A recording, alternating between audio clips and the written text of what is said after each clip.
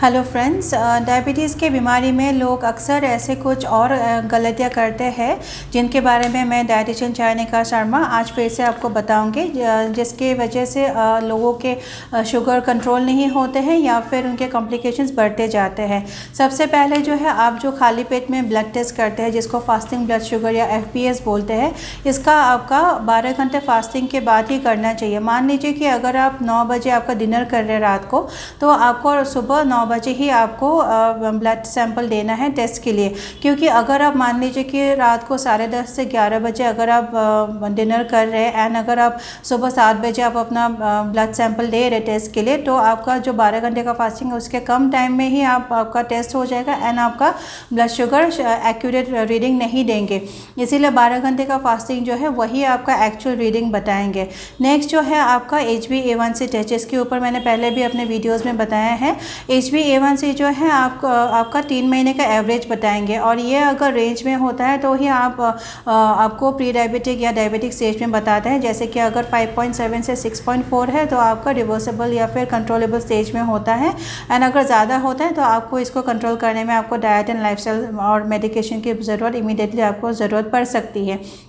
इसीलिए अगर आपके डॉक्टर ये HbA1c टेस्ट के लिए प्रेस्क्राइब कर देते हैं, बहुत लोग होते हैं कि सिर्फ फास्टिंग ब्लड शुगर या PP ही देखते हैं, क्योंकि HbA1c का रेट थोड़ा सा ज़्यादा है इसीलिए लोग इसको इग्नोर करते हैं।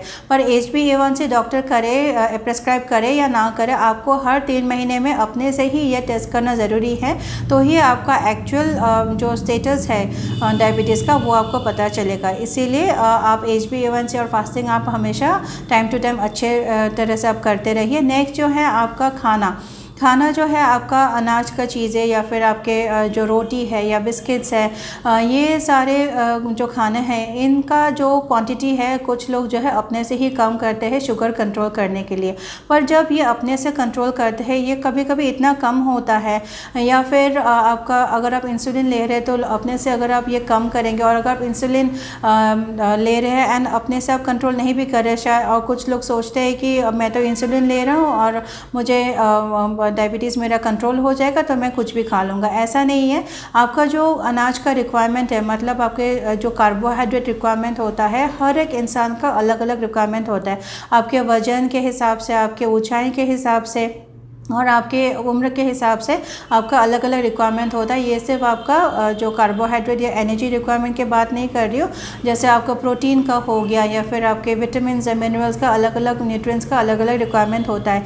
इसीलिए अगर आपको डायबिटीज़ है तो खासकर आपको अपना डाइट एक क्वालिफाइड डाइटिशियन से बनवाना ही बहुत ज़्यादा आपके लिए सेफ़ रहेगा, ताकि आपको फ्यूचर में वीकनेस या फिर दूसरे कॉम्प्लिकेशंस ना हो।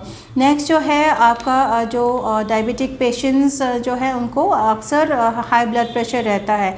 अब हाई ब्लड प्रेशर जब होता है तो डॉक्टर इमीडिएटली बताता है कि नमक कम कर दो, पर कुछ लोग जो है वो नमक इतना कम कर देते हैं कि उनका सोडियम लेवल बिल्कुल कम हो जाता है। फिर वो जो काम करते हैं उसमें फोकस ठीक से नहीं कर पाते होंगे, या फिर उनके मसल्स में पेन होते होंगे, या फिर बहुत वीकनेस होता है, या फिर कुछ खाने का मन नहीं करते होंगे, या फिर जैसे उल्टी आने जैसे कुछ टेंडेंसी होते हैं। तो ऐसे कुछ सिम्टम्स हो सकते हैं सोडियम कम होने के वजह से। पर अगर कुछ लोग जो है अगर सोडियम अपने से कम हो रहे, अगर उनको कुछ ऐसे सिम्टम्स ना भी आ रहे हो, कुछ साइड इफ़ेक्ट्स ना भी आ रहे हो, बट जो टेस्ट खाने का चला जाता है नमक कम डालने से, तो इसका कंपेंसेट करने के लिए लोग अचार खाते हैं या फिर पापड़ खाते हैं या फिर सॉस डालते हैं।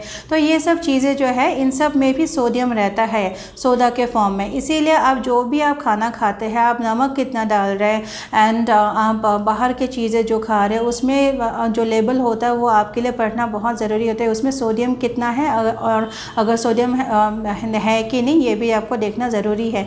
इसीलिए अगर आप फास्ट फूड भी खाते, जैसे आप चाउमीन खा रहे हैं या फिर मोमोज़ खा रहे हैं, इन सब में भी नमक का क्वान्टिटी मतलब सोडियम का क्वान्टिटी ज़्यादा होता है। है। नमक, सिर्फ मैं नमक की बात नहीं कर रही हूँ, जो अजीनोमोटो होता है या फिर जो MSG मोनोसोडियम ग्लूटामेट, उसमें भी सोडियम होता है। तो इसीलिए आपको बहुत केयरफुली अपना खाना ठीक से खाना है, और क्या कौन कौन से चीज़ें आपको कब खाना है, कैसे खाना है, कितना खाना है, ये सिर्फ आपको एक क्वालिफाइड डाइटिशियन ही आपको बता सकते हैं। इसीलिए अगर आपको डायबिटीज़ है तो आपकी रिपोर्ट के हिसाब से या आप एक क्वालिफाइड डाइटिशियन को कंसल्ट करके ही आप अपना खाना खाइए।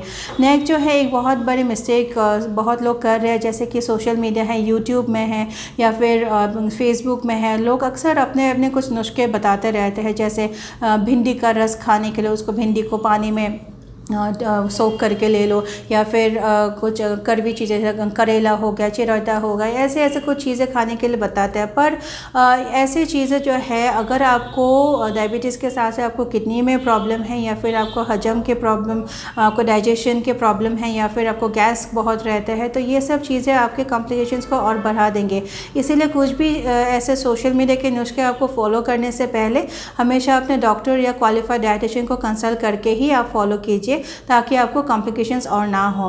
उम्मीद करती हूँ कि आपको जो मैंने बातें बताए हैं आपको समझ में आया है। एंड अगर मेरा वीडियो अच्छा लगा है तो लाइक कीजिए, कमेंट कीजिए, शेयर भी कीजिए, और मेरे नेक्स्ट वीडियो तक आप वेट कीजिए। Thank you.